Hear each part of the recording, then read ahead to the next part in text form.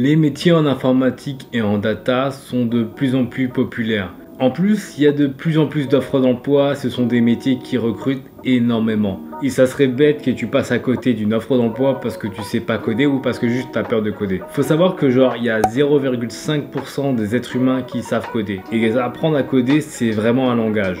C'est vraiment comme si tu apprenais l'anglais, l'espagnol, l'allemand, le japonais, bref, une langue, c'est un langage. Bref, bienvenue sur Data from Scratch et aujourd'hui je vais t'apprendre à coder facilement, rapidement et sans te prendre la tête. C'est une question que je me suis posée pendant de nombreuses années, c'est comment apprendre un nouveau langage ou comment apprendre à coder, comment apprendre une nouvelle technologie, bref, comment apprendre. C'est super important parce que dans les métiers d'informatique et de la data, c'est des métiers qui évoluent tous les jours.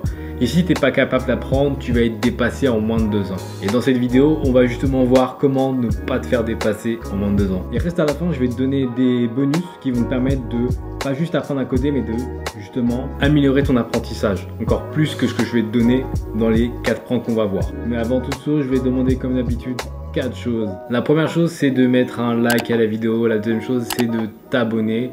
La troisième chose, c'est de mettre la cloche.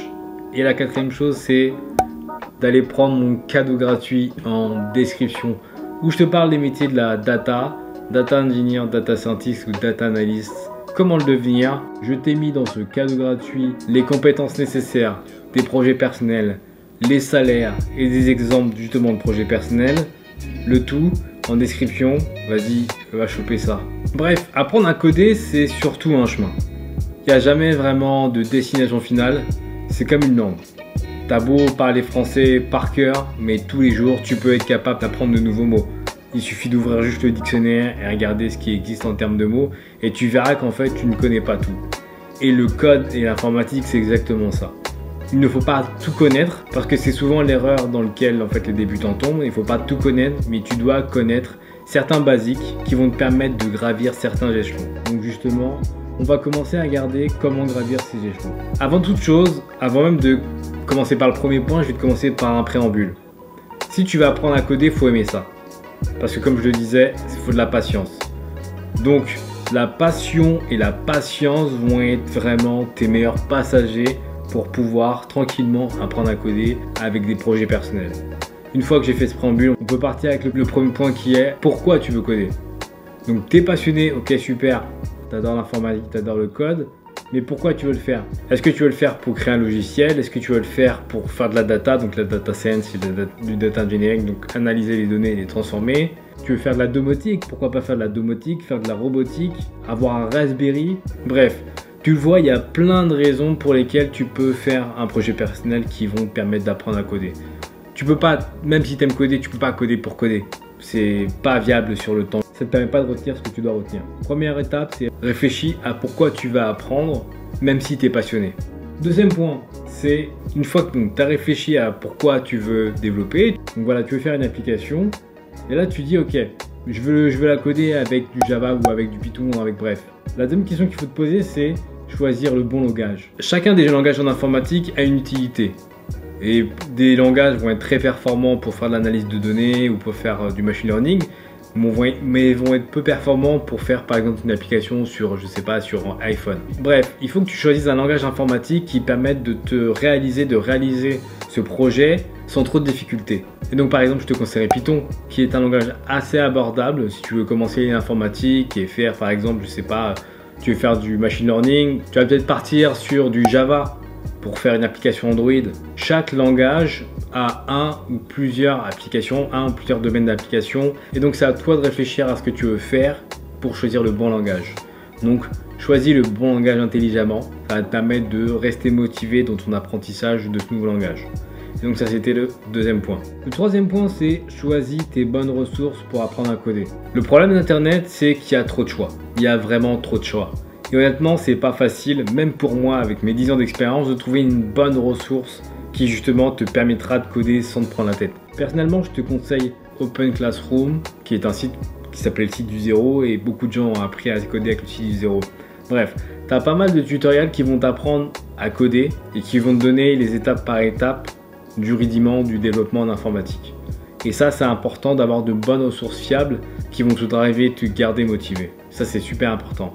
Donc troisième trouve les ressources qui te parlent le plus. Quatrième, on en parlait au début, mais il faut que tu termines ton projet personnel. Donc tu vas réaliser ton projet personnel, tu fais par exemple, je sais pas, une app sur iPhone, et là, tu es bloqué. Et tu te dis non, mais voilà, j'ai du mal à terminer. Je te conseille fortement de terminer l'application parce que c'est ça qui va te donner l'envie de continuer. Clairement, développer quelque chose en informatique, c'est pas facile. Tu vas avoir plein d'embûches, tu vas avoir plein de blocages, mais sache qu'en vérité, tu es entouré.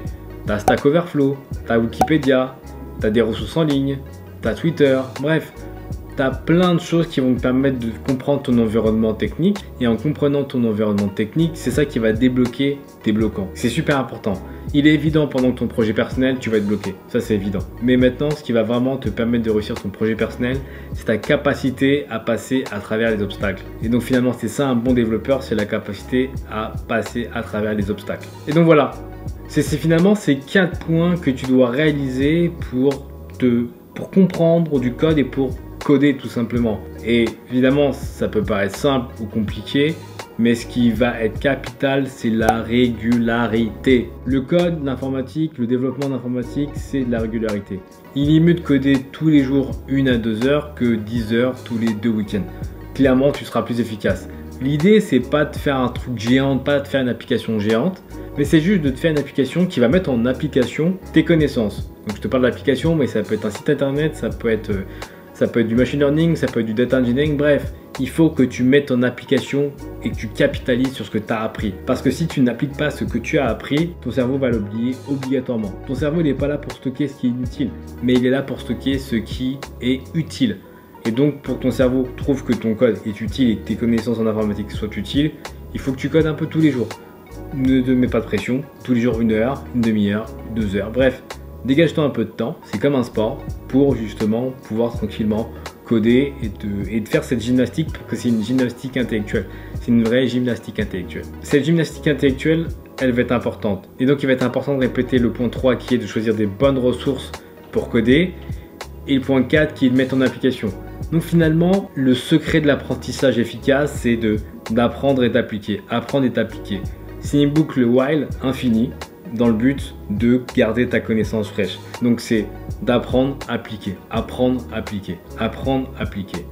Bref, si tu réalises ça, crois-moi, tu seras capable d'apprendre tous les langages informatiques et tu seras capable d'apprendre beaucoup plus que les langages informatiques. Et donc, le premier point bonus, c'est apprendre les fondamentaux du langage informatique, de Java, Python, etc. Apprends ce que c'est qu'une classe, un objet, une fonction, bref. Tout ça, apprends-les. Ça va devenir une gymnastique parce que tu vas le pratiquer très souvent.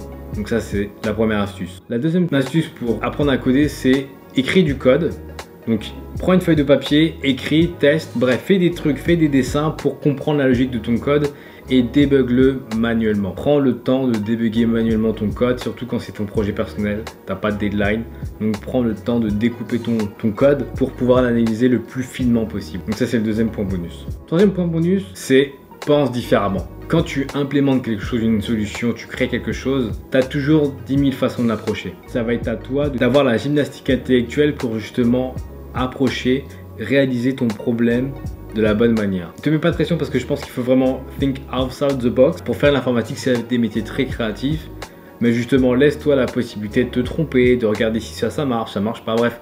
Tu trouves un moyen d'attaquer ton problème et c'est en trouvant ce moyen que tu vas vraiment comprendre comment fonctionne ton code et pas juste en faisant du copier-coller provenant de Stack Overflow. Et dernier point, c'est n'oublie jamais que ce n'est que de l'informatique et que tu dois garder ton sang-froid. Faire l'informatique et faire du développement informatique, ça demande beaucoup de patience. Crois-moi, tu es là, tu tapes tes lignes de code et tu comprends pas, tu tombes sur une erreur. Si une erreur, tu te dis ah c'est catastrophique, j'ai passé tout ce temps là, j'ai pas avancé.